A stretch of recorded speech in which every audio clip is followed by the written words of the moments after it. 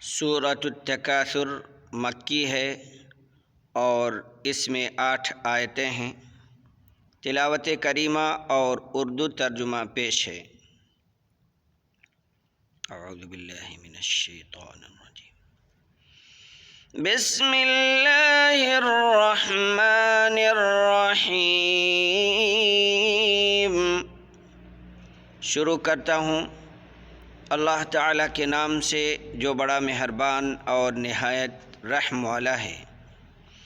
الہاکم التکاثر، زیادتی کی چاہت نے تمہیں غافل کر دیا۔ زیادتی کی چاہت سے مراد ہر وہ چیز ہے جس کی کثرت انسان کو محبوب ہو اور کثرت کے حصول کی کوشش و خواہش اسے اللہ کے احکام اور آخرت سے غافل کر دے۔ یہاں اللہ تعالیٰ انسان کی اسی کمزوری کو بیان کر رہا ہے جس میں انسانوں کی اکثریت ہر دور میں مبتلا رہی ہے۔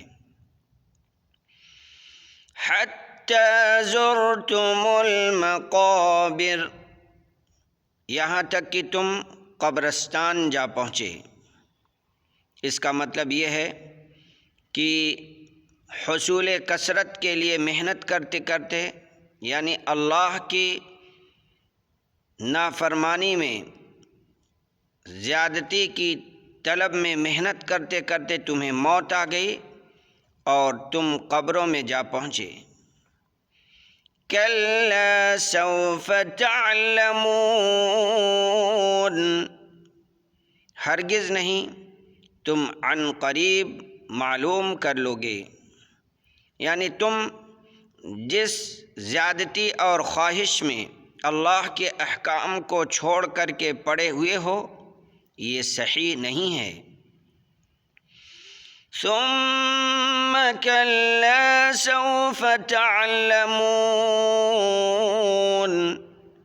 ہرگز نہیں، پھر تمہیں جلد علم ہو جائے گا۔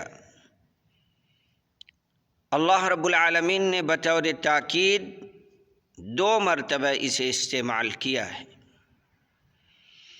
کلا لو تعلمون علم الیقین،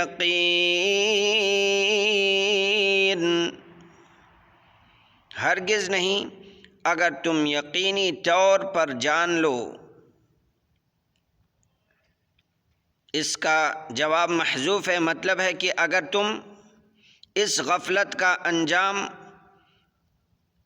اس طرح یقینی طور پر جان لو جس طرح دنیا کی کسی دیکھی بھالی چیز کا تمہیں یقین ہوتا ہے، تو تم یقیناً اس زیادتی اور اس خواہش جو اللہ کی نافرمانی میں حاصل کر کے مبتلا ہو، ایسا نہ کرو۔ لَتَرَوُنَّ الْجَحِيمَ، تو بے شک تم جہنم دیکھ لو گے۔ ثُمَّ لَتَرَوُنَّهَا عَيْنَ الْيَقِينِ، اور تم اسے یقین کی آنکھ سے دیکھ لو گے۔ پہلا دیکھنا دور سے ہوگا، یہ دیکھنا قریب سے ہوگا، اسی لیے اسے عین الیقین، جس کا یقین مشاہدہ عینی سے حاصل ہوگا، کہا گیا ہے، یعنی بالکل قریب سے دیکھ لو گے۔ ثم لتسألن یومئذ عن النعیم، پھر اس دن تم سے ضرور بالضرور نعمتوں کا سوال ہوگا۔